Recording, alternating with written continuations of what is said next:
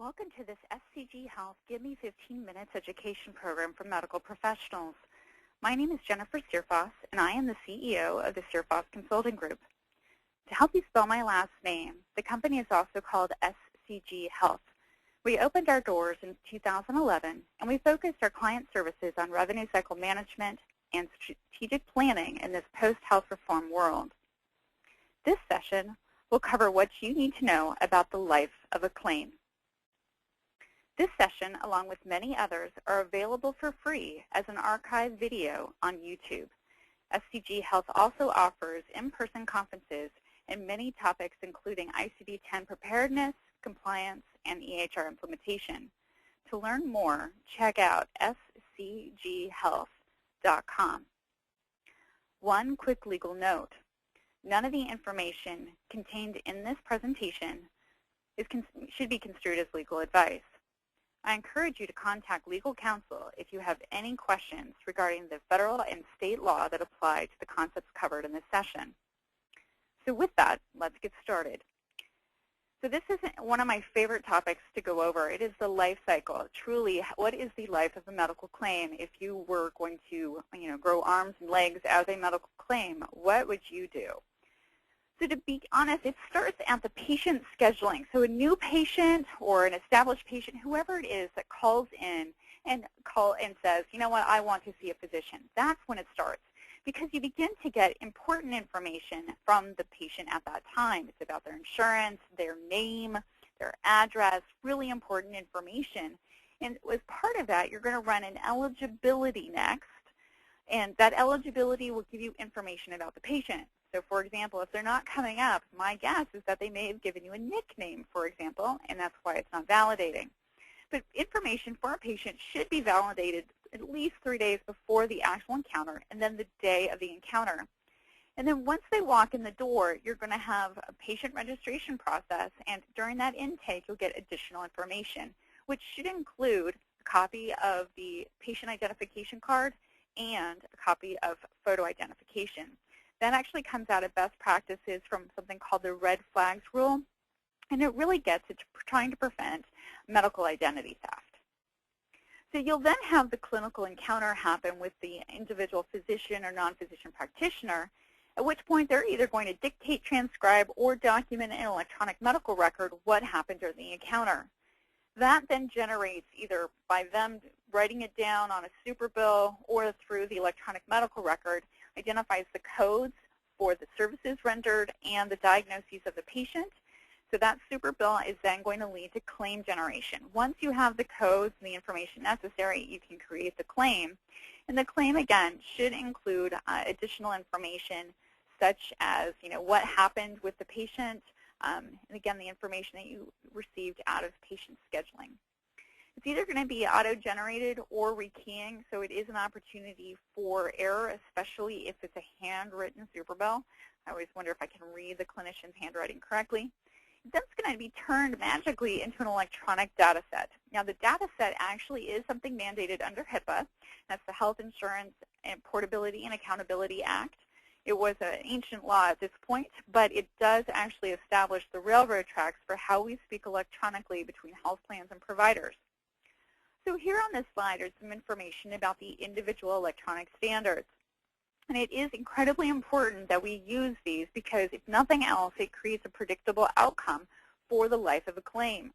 Once the information is gathered, it needs to be communicated in a standardized way with health plans so that they can actually process the claim. Otherwise, it requires people, and that means it's going to take longer. There's a greater likelihood for error. The electronic standards are incredibly important. Now, they start with, if you recall, back when we were talking about doing the eligibility transaction, the 271 is the response that you get back from your inquiry, which is a 270. And the eligibility information is going to give not just the name, but also the deductible, how much of the deductible has been met, the coinsurance, and if they are CAQH certified, guess what? The core certification through CAQH does a bit more. And so you can get into copayment information for specific specialty information, such as a chiropractor or PT. It's really awesome how this is actually becoming a valuable transaction. The actual claim itself is known as the 837, and it comes in both an institutional and professional version. Professional is what we use in the medical office setting. The institutional is what is used in the facility setting, which may also be what we know as a UB form. The professional version of the paper form is the CMS 1500. The UB04 is the paper version of the electronic institutional version. And here again, it's going to be very straightforward. There's a lot of information about the patient and the provider, but it's going to have the date of the service. It's going to have the diagnosis, what services were performed by code, the charges, and that's how it's processed. Very straightforward.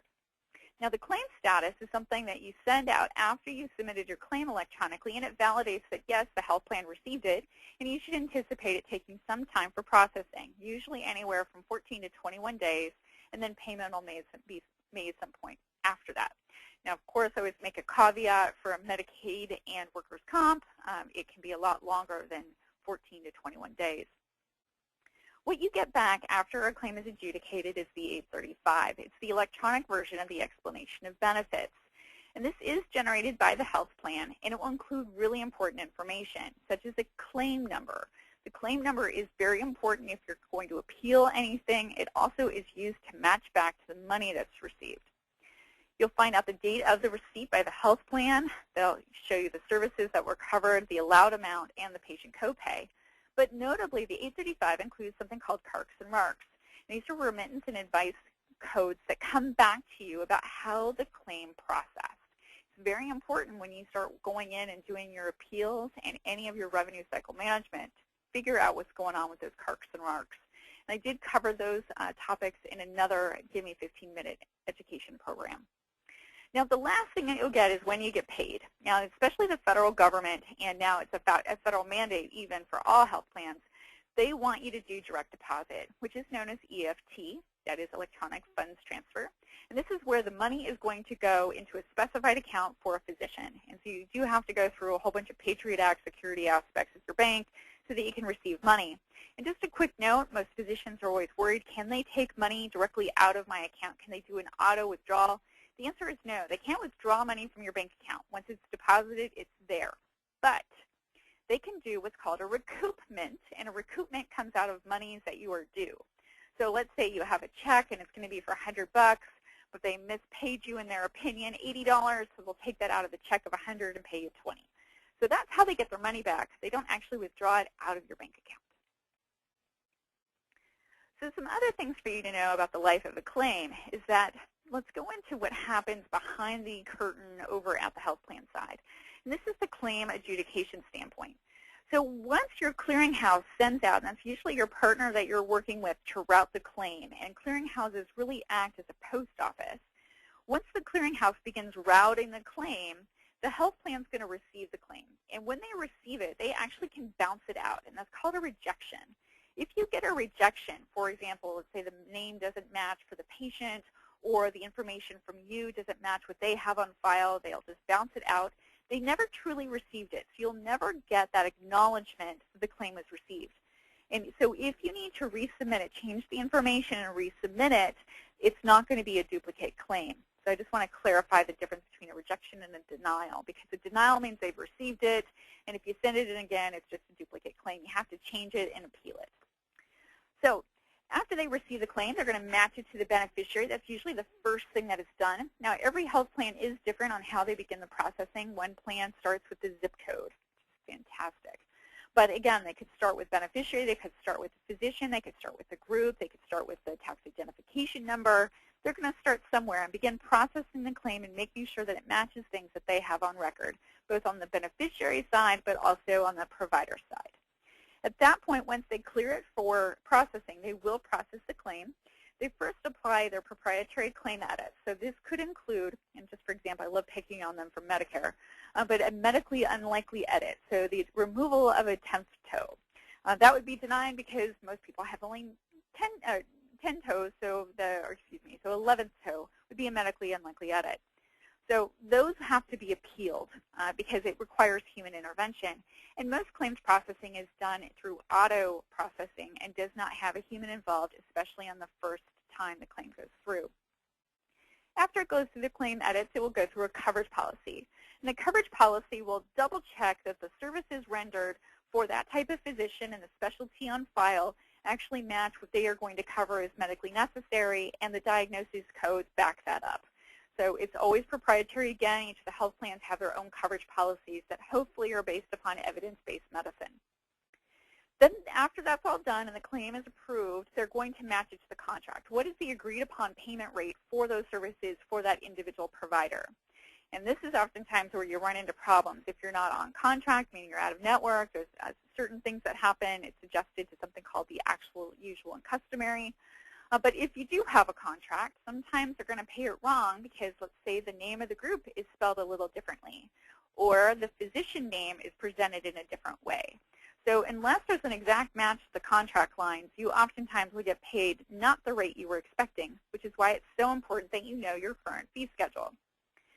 Now, once it matches to the contract and the rate is identified, then the patient responsibility is figured out. Is it a flat coinsurance? Is it deductible owed? Is it percentage? Whatever that is, patient responsibility will be identified along with the plan payment. They'll then send it back to the clearinghouse through that 835, that electronic explanation of benefits, and you can, again, get the response. And that will be followed up by the EFT. Now, a couple things I do want to highlight is that RTA, which is real-time adjudication, actually will do this entire adjudication aspect in 5 seconds. It's so super cool, and most of the health plans are doing this. Now, it will take a little bit different for you, either working with your clearinghouse and identifying who can do an RTA, because you can't do claims in batches. You have to do them individually, or you would have to file a claim on their web portals, on the health plan web portals. But you actually can adjudicate a claim and know exactly what the patient has to pay at the end of the service, so long as the super bill is completed. So I will say, really look at that as an option. It's a great way to change your revenue cycle, but also keep in mind that you may not get paid within 5 seconds. It's oftentimes going to be at your state mandate, or generally 21 to 30 days. So as I mentioned, what you get back is your 835. I talked about the CARCs and RARCs. I really am a big fan of those. Your EFT, definitely check out the trace number. The trace number on your electronic funds transfer is what you're going to match back to your electronic remittance advice, which is your electronic EOB. So make sure you do that. Now, auto-posting is where you can make this all work. Can your system actually match everything back and automate the approval through? Work with your clearinghouse, because they're the ones that are going to help you do this, along with your practice management vendor. Now, billing, remember, your patient responsibility, which I highlighted here, is PTR. You need to know what that is, and of course, you should be collecting as much of it as you can before the patient leaves the office, because once that money walks out the door, it's highly unlikely for you to pick back up. My only caveat is Medicare. Sometimes we don't know about secondary, so maybe for Medicare you don't do that. But for everyone else, you should be able, either through eligibility, real-time adjudication, or a reasonable estimate just of services, you can figure this out. So my other note for you on best practices is, please do make sure that there's someone who is double-checking that the money that has been promised to you from an EOB is deposited in the bank, because sometimes these are a couple dollars off and you have to go find where it went. So do make sure that that happens. Just an example, as I mentioned, the CMS 1500 is the pink form on your screen. That is the form that we know and love as our electronic version of the 837P for professional. The version that you should be using, if you do use paper forms, please make sure that you have the latest and greatest version that does include 12 slats for your ICD-10 codes. It's the 5010 version that allows you to do both ICD-9 and ICD-10 coding for your diagnosis, signs, and symptoms. Now, the explanation of benefits here is the black and white version that's all blocked up.